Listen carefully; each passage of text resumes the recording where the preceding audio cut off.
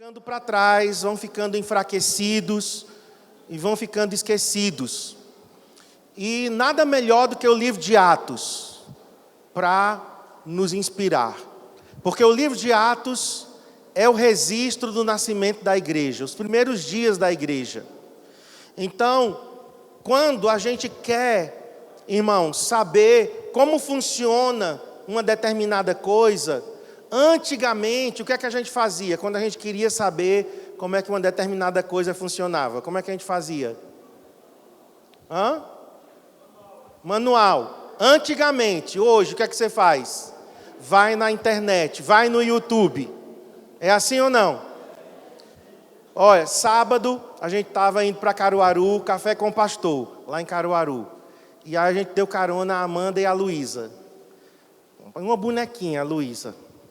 Aí tinha que colocar a cadeirinha no carro. E quem disse que eu sabia colocar o cinto de segurança para prender a cadeirinha para ela ir, bem segura? Eu não sabia. Eu tentei de um jeito, tentei de outro. Sabe o que foi que resolveu? YouTube.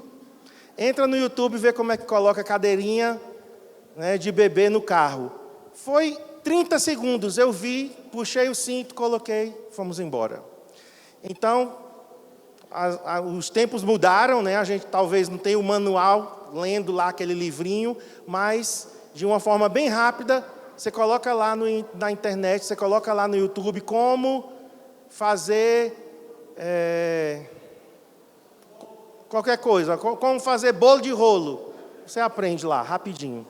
Então, trazendo aqui para nós, o livro de Atos é o nosso manual. O livro de Atos é o nosso Google, certo?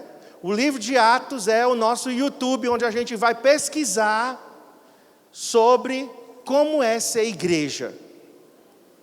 Se puder desligar aqui, eu estou vendo uma fumacinha saindo ali, é porque está frio, Vou pedir a Rodrigo para desligar. Quem está com frio, levanta a mão. Pedi para ele desligar. Está saindo uma fumaça ali, é porque o ambiente está muito úmido e está frio. Então, a gente economiza energia e todo mundo fica quentinho. Vamos lá, descobrindo o discipulado e as células através da igreja de Atos. Capítulo 1, verso 8. Capítulo 1, verso 8. Mas recebereis poder, vou ler na versão que está aqui no telão. Mas receberão poder quando o Espírito Santo descer sobre vocês, e serão minhas testemunhas em Jerusalém e em toda a Judéia e Samaria e até os confins da terra. Senhor, em nome de Jesus, os colocamos agora no poder do Teu Espírito, porque vamos falar exatamente sobre isso. Nossa fonte de poder é o Espírito Santo. Foi assim que a igreja nasceu e é assim que nós queremos continuar sendo igreja, Senhor, no poder do Espírito. E eu oro para que essa palavra também seja ministrada no poder do Espírito Santo, em nome de Jesus. Amém. Então Jesus, Ele ordenou aos seus discípulos que eles permanecessem em Jerusalém. Volta lá comigo só rapidinho em Lucas 24, volta aí algumas páginas, Lucas 24, vamos ler aí o verso 49. Jesus ordenou que eles permanecessem em Jerusalém. Eis que envio sobre vós a promessa de meu Pai. Permanecei, pois, na cidade, até que do alto sejais revestidos de poder. Então Jesus, Ele deu uma ordem. Meus discípulos, permaneçam em Jerusalém, permaneçam na cidade, a fim de que vocês sejam batizados com o Espírito Santo. Então, nós temos aqui o segredo, que não é segredo. Inclusive, quando a Bíblia fala de mistério, não é mistério, certo? É interessante que algumas pessoas ficam com essa coisa, de mistério, de mistério. Todo mistério na Bíblia é um segredo que foi desvendado, então não é mais mistério. O segredo que estava oculto, o mistério que estava oculto durante séculos, agora foi revelado. Então, o segredo aqui não é segredo mais. O Espírito Santo é a nossa fonte de poder. Jesus, ele sabia o que estava fazendo. Ele sabia que estava partindo para o Pai, ele estava indo embora, e ele sabia que os crentes precisariam do Espírito Santo para que a igreja nascesse. Se o Espírito Santo não fosse dado, a igreja não nasceria. A igreja não existiria, irmãos, sem o Espírito Santo. Então, aqui está o primeiro ponto que nós temos que entender em Atos. Tudo começa com o Espírito Santo. Diga, tudo começa com o Espírito Santo. Queridos, nós não podemos fazer a obra de Deus sem o poder do Espírito Santo. Nós não podemos ousar fazer a obra de Deus sem ser no poder do Espírito. Você não pode liderar sem ser no poder do Espírito. Eu não posso pastorear sem ser no poder do Espírito.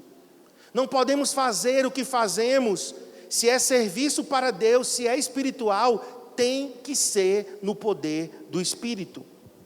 É impossível, irmãos, realizar a obra de Deus sem o poder do Espírito Santo. A palavra poder aqui é a palavra grega dunamis, que na verdade não é dunamis. A gente diz dunamis, mas a palavra é dinamis, que significa energia, poder, grande força, grande habilidade.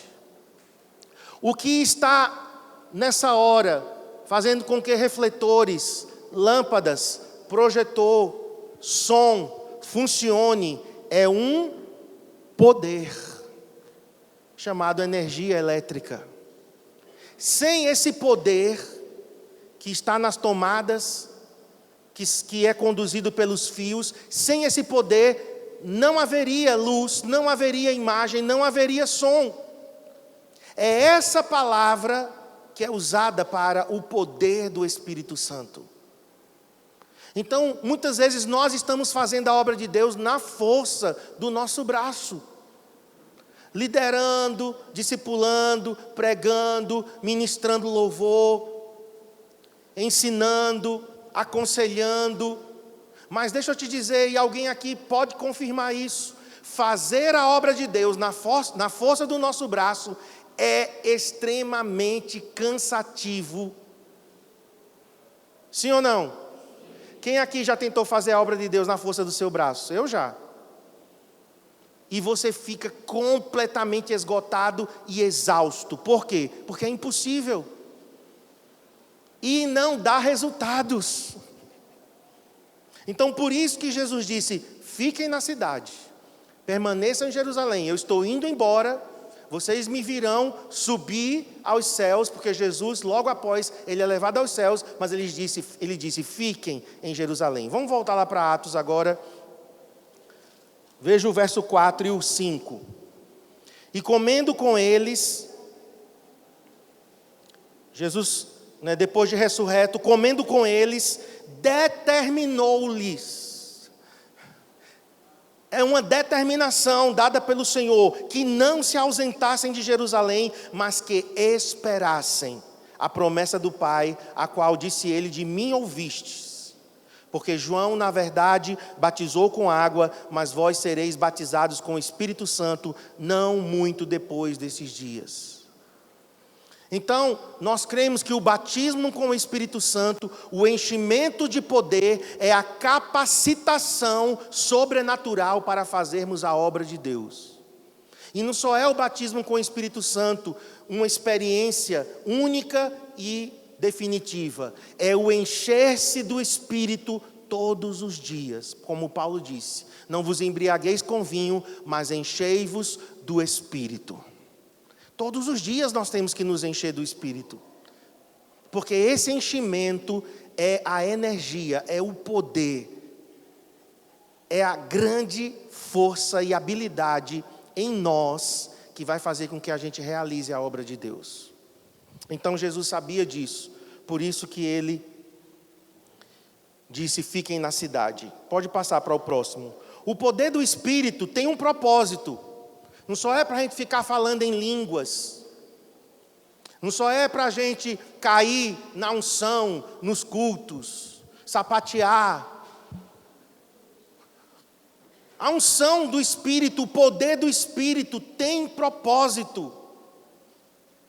Isso é o que faz muitas pessoas, não é, criticarem os crentes pentecostais, os pentecas. Por quê? Porque às vezes querem poder, para que propósito? Não, para falar em línguas, para ficar caindo na unção, sapateando no culto, né, rodando. Esse não é o propósito do poder do Espírito. Embora eu creia em manifestações sobrenaturais, mas o propósito do Espírito Santo ser dado é nos fazer testemunhas. E nós lemos aqui, né, capítulo 1, versículo 8, volta lá de novo: recebereis poder, recebereis dinamis, recebereis essa carga explosiva de energia do Espírito Santo, quando ele descer, e sereis minhas testemunhas. A palavra testemunha aí é a palavra mártis, de onde vem a palavra portuguesa mártir. O que é uma testemunha? Alguém que testifica a verdade que viu. Então, nesse tempo aqui, testemunha era alguém que tinha visto alguma coisa. Uma testemunha, alguém que tem conhecimento de um fato e pode dar informações a respeito. Então, tem o sentido de que alguém que viu, que experimentou, que presenciou algo, e essa pessoa tem autoridade para falar daquilo que viu. Então, o Espírito Santo, ele é dado para que sejamos testemunhas. Somos chamados para sermos cheios do Espírito e nos tornarmos testemunhas oculares. Vamos lá para a 1 de João. Esses dias eu estava lendo a primeira carta de João, e os primeiros versículos são muito, muito fortes. 1 de João, capítulo 1, de 1 a 3. O que era desde o princípio, o que temos ouvido, o que temos visto com os nossos próprios olhos, o que contemplamos e nossas mãos apalparam, tocaram com respeito ao verbo da vida, e a vida se manifestou e nós a temos visto e dela damos testemunho. Olha a palavra aí, testemunho. É a mesma palavra, a mesma raiz para mártir. E vô-la anunciamos a vida eterna, a qual estava com o Pai e nos foi manifestada. O que temos visto e ouvido, anunciamos também a vós outros, para que vós igualmente mantenhais comunhão conosco. É alguém que tem autoridade, porque ouviu, viu e tocou. Você sabia que essa carta aqui foi escrita depois do Apocalipse? Apesar dela estar antes do Apocalipse, no cânon, mas a data que ela foi escrita foi depois do Apocalipse. Eu estou lendo Apocalipse agora. Então, por isso que eu estou até relacionando isso. João teve um encontro com Jesus ressurreto. Apocalipse 1 mostra Jesus se revelando a João. João era aquele que tinha reclinado a cabeça no peito de Jesus, de tanta intimidade que ele tinha com o Senhor. E algumas mentes pervertidas até querem insinuar outra coisa. Que blasfêmia. Era apenas um carinho, era apenas uma intimidade, de amigo para com amigo. Mas em Apocalipse 1, João cai aos pés de Jesus. João não reclina mais a cabeça, porque agora Jesus é Jesus ressurreto e glorificado. A experiência agora com Jesus é outra. E ele cai como morto. Tanto que Jesus tem que dizer a ele: não temas. E levanta ele. Aí João agora escreve, depois do Apocalipse, ele escreve 1ª, 2ª e 3ª João. Então ele era alguém que tinha ouvido, visto, contemplado e tocado. ele tinha, queridos, autoridade para falar. E nós temos que ser esse tipo de gente. A gente não fala só do que a gente ouve. Nós não temos só que ser papagaio, que repete. Porque o pastor disse, aí eu repito. Porque a pastora disse, eu repito. Não, você tem que ter suas experiências com Deus. Amém? Você precisa experimentar. Jesus para você tem que ser real para você. Ele é real para mim. Ele é real para a Cristiane. Ele é real para você? Porque você tem que falar do que ouviu, viu, contemplou e do que você tocou. Quando você faz isso, as pessoas serão também tocadas. Porque no poder do Espírito, você é uma testemunha. Testemunha ocular. Amém? Então, nós temos que buscar isso. Nós temos que buscar aquilo que eu falei da porta das ovelhas. Um encontro diário com Jesus. Jesus tem que ser real para nós. Não é apenas ficar falando dos outros, falando do que os outros viveram. Nós só podemos falar daquilo que já experimentamos. E eu coloquei aqui uma frase assim: só podemos levar as pessoas a um lugar que já fomos em Deus. Nós só podemos levar as pessoas a ter experiências e a ir a lugares que nós já fomos em Deus. Eu posso, se você me pedir e pagar, eu posso te levar até Cancún. Eu posso te dar dicas, eu posso te dizer de gostos, de cheiros, de comidas, eu posso te dizer de lugares, eu posso te dar dicas de como economizar, eu posso te... E se você quiser ir pagar, eu vou junto, eu faço questão de ir te acompanhando e só ser teu guia. Mas por que eu posso falar com tanta propriedade assim? Porque eu já estive lá. Olha, já estive lá. Eu posso te levar a Santa Cruz de La Sierra, porque eu já estive lá. Eu posso te levar às Cataratas do Iguaçu. Gente, se vocês não conhecem Cataratas do Iguaçu, antes de você viajar para fora do Brasil, junta dinheiro e vá em Foz do Iguaçu. É uma experiência inesquecível. Eu posso falar, porque eu já fui lá, eu já me molhei lá.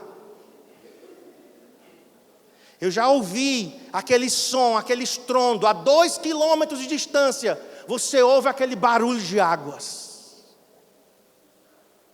Então eu posso falar do que eu vi. Agora, se você disser assim, fale de Paris, pastor, eu não posso.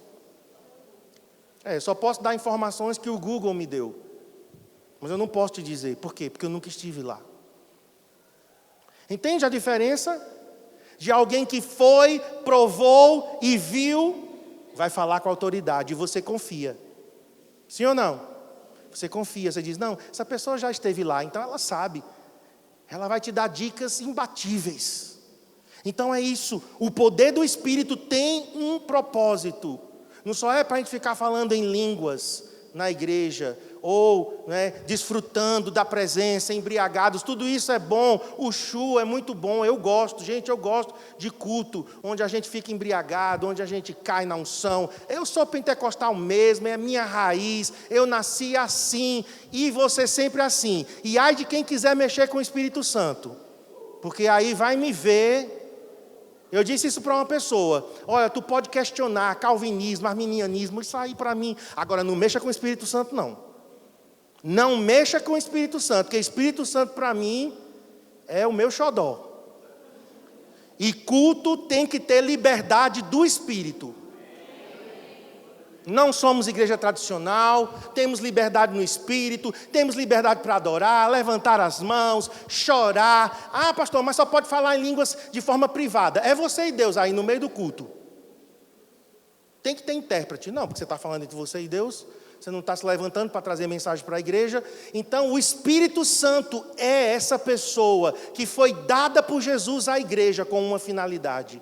Então, se você lidera, se você quer liderar, se você discipula, se você quer discipular, se você quer ser um pastor, se você quer ser um missionário, se você quer ser um pregador do Evangelho, aqui está o segredo: poder do Espírito para nos fazer testemunhas. Amém? Agora, o que é que isso tudo nos mostra, irmãos? Vamos lá para o verso 12. A obediência daquele pessoal. Aquele pessoal era obediente, mas teve desobediente no meio. Tinha gente desobediente. Como é que eu afirmo isso? Vamos lá. Coloque aí, por favor, o próximo. Obediência às ordens de Jesus é indispensável para quem quer fazer a obra de Deus.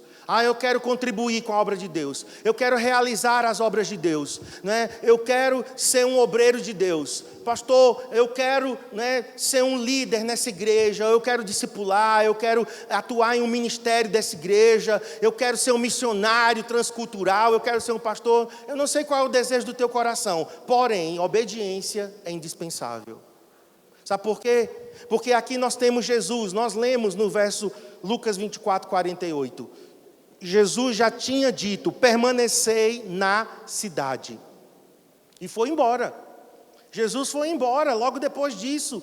Lucas 24, 48 são as últimas instruções de Jesus em Betânia. E a Bíblia diz que logo depois ele foi levado aos céus. E aí entra em Atos capítulo 1. Então são as últimas palavras. Agora, irmãos, vamos ver se vocês são bons de Bíblia, porque eu não vou dar a referência. Vamos lá. Quantos discípulos Jesus tinha? 12. Ok, acertaram. Não é pegadinha não, é Bíblia mesmo. Quantos, esses eram os discípulos diretos.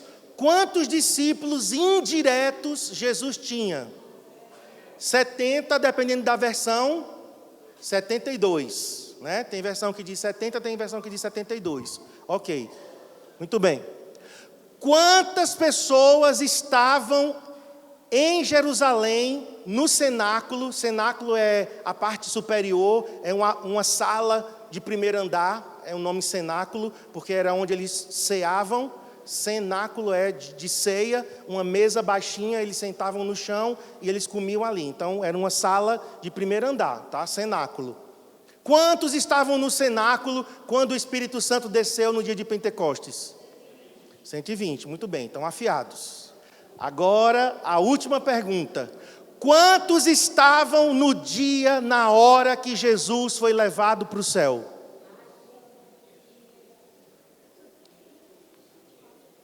Quem mais? Não fala mais não, para ninguém ouvir. Quem mais? 5.000? Não, muito. 500, já disse aqui, 500, ok, 500. Onde é que está isso? 1 Coríntios, capítulo 15. Agora eu vou dar a referência para você marcar e nunca mais se esquecer. Vai lá, 1 Coríntios 15. Versículo 6. Depois foi visto por mais de 500, então é mais de 500, para a gente ser bem fiel, né? Mais de 500 de uma só vez, dos quais a maioria sobrevive até agora, porém alguns já dormem. Ok, 12, 70 e aqui nós temos 500 na ascensão de Jesus. Mas quantos perseveraram? 120. Onde estão, irmãos, os outros 380? Para onde foram? Voltaram para casa, voltaram para Cafarnaum, para Galileia, outros foram para outras regiões da Judéia, outros foram pescar, outros foram tirar férias, outros estavam muito cansados, porque esperaram muito Jesus subir para o céu, e ele deixou eles horas ali, então se cansaram, dormiram, não sei, 380, eu vou classificar aqui como desobedientes. 380 não ficaram na cidade, 120 ficaram. Então nós temos aqui obediência, irmãos, às ordens de Jesus. Jesus tinha dito explicitamente, expressamente: fiquem na cidade até que do alto sejais revestidos de poder. Agora, vamos pensar comigo. Jesus morreu, ressuscitou ao terceiro dia. Quantos dias Jesus passou até ele ser levado aos céus, que a Bíblia diz. 40 dias da ressurreição até a ascensão. Mas, vocês são bons de Bíblia, Pentecostes é uma festa judaica. Essa festa judaica, ela era quantos dias depois da Páscoa? 50. Então, teve um intervalo de tempo aqui, concordam? Se Jesus morreu na Páscoa, ressuscitou 3 dias depois e ainda ficou 40 dias antes de ir para o céu, pelos meus cálculos, eles perseveraram quantos dias? Entre 7 e 10 dias. Vamos para Atos novamente, capítulo 1, para ver a obediência dessas pessoas. Porque eu acho que esse é o diferencial entre aqueles que experimentam Deus e os que não experimentam. Entre aqueles que vão fazer diferença no mundo e os que não vão. Vamos aqui, verso 12. Então voltaram para Jerusalém. Que povo obediente. Porque eles não estavam em Jerusalém. Onde é que eles estavam? Eu dei a dica já dei a dica não, disse o nome do lugar que eles estavam, na hora da ascensão. Não. Betânia. Eles estavam em Betânia, porque o Monte das Oliveiras é entre Jerusalém e Betânia. Então tem uma parte do Monte das Oliveiras voltado para Jerusalém. E tem uma parte do Monte das Oliveiras voltado para Betânia. Betânia é um vilarejo, bem perto de Jerusalém. Então é como se fosse Garanhuns e São Pedro. Até menos, São Pedro ainda é bem distante. Mas era bem pertinho, era 4 quilômetros, bem perto. Então eles estavam em Betânia e voltaram para Jerusalém. Foram obedientes? Porque Jesus tinha dito o quê? Fiquem em Betânia? Não. Jesus disse, fiquem na cidade. A cidade era Jerusalém. Então eles voltaram para Jerusalém, do monte chamado Olival, que dista daquela cidade tanto como a jornada de um sábado. Jornada de um sábado era a distância que era permitida a um judeu andar no dia de sábado. Como era dia de descanso, tinha uma quantidade de metros que eles podiam andar, aí chamava jornada de um sábado. Então foi essa distância que eles... aqui diz 1,2 quilômetros, inclusive eu estou vendo aqui no comentário, 1,2 quilômetros. Então é mais perto ainda, eu disse 4 quilômetros. Então Betânia realmente era bem pertinho. Então eles poderiam, já que Betânia é tão coladinho de Jerusalém, vamos ficar aqui mesmo? Não. Eles disseram 1,2 quilômetros vai fazer toda a diferença entre a gente obedecer e desobedecer. Sabe por quê, irmãos? Obediência pela metade é igual a desobediência. Tem gente que precisa ouvir isso. Desobediência pela metade é igual a desobediência. Obediência pela metade é igual a desobediência. Outra coisa, obediência demorada é igual a quê? A desobediência também. Por quê? Porque se eles tivessem se demorado, eles perderiam o Cronos e o Kairós de Deus. Porque no Kairós de Deus, o Espírito Santo desceria no dia de Pentecostes. Era cronometrado, estava no Cronos, mas estava no Kairós. Então eles foram obedientes. Continuando aqui. 13. Quando ali entraram, subiram, como eu falei, num lugar alto, era uma sala de primeiro andar, para o cenáculo onde se reuniam. Aí temos a lista dos apóstolos, Pedro, João, Tiago, André, Filipe, Tomé, Bartolomeu, Mateus, Tiago, filho de Alfeu, Simão Zelote e Judas, filho de Tiago. Só está faltando quem aqui? O cabra safado do Judas. Judas Iscariotes, é o único que está faltando aqui. Os outros 11 estavam lá. Todos estes perseveravam unânimes em oração com as mulheres, com Maria, mãe de Jesus, e os irmãos dele. Então nós temos os 11, nós temos Maria, nós temos algumas mulheres, provavelmente aquelas que estavam lá na ressurreição, na crucificação: Maria Madalena, Maria, mãe de Clopas, mulher de Clopas, a mãe Maria Salomé. Então eram mulheres que faziam parte do círculo, né, de convívio de Jesus. Além das mulheres, os irmãos de Jesus.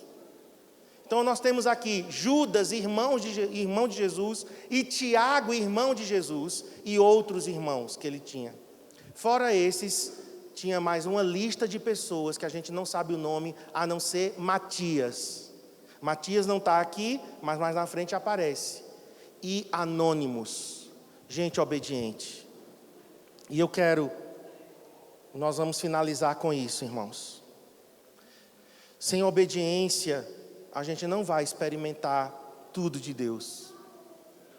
A gente experimenta algumas coisas porque obedeceu, e outras a gente não vai experimentar porque desobedeceu. Era um momento de crise? Era. Apesar de Jesus ter ressuscitado, mas Jesus agora tinha ido embora. Eles estavam esperando por uma promessa, então eles tinham que aplicar fé.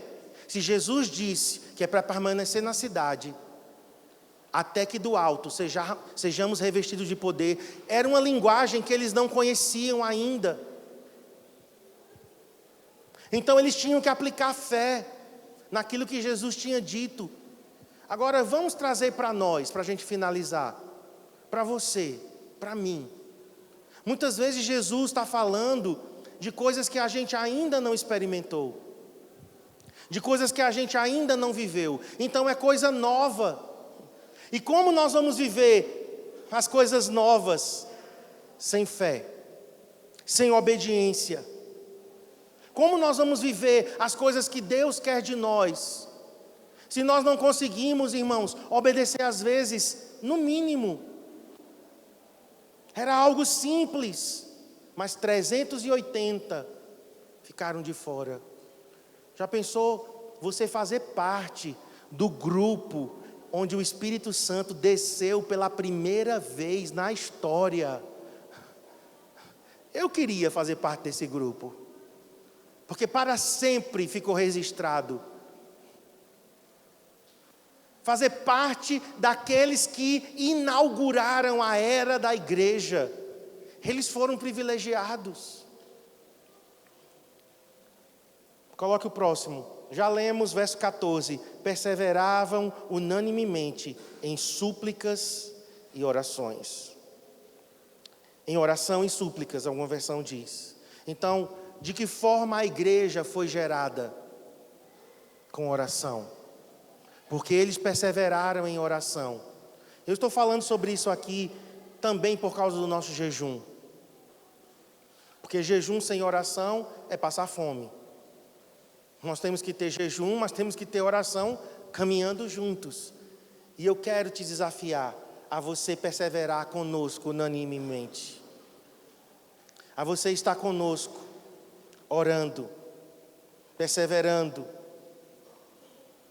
Sabia que a palavra aqui, perseverar unanimemente, é a mesma palavra lá para reunidos, no capítulo 2.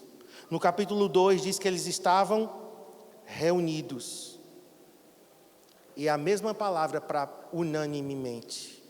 Estavam unidos em oração. E eu quero terminar desafiando você a escolher um dos horários que nós estamos orando aqui nesse jejum.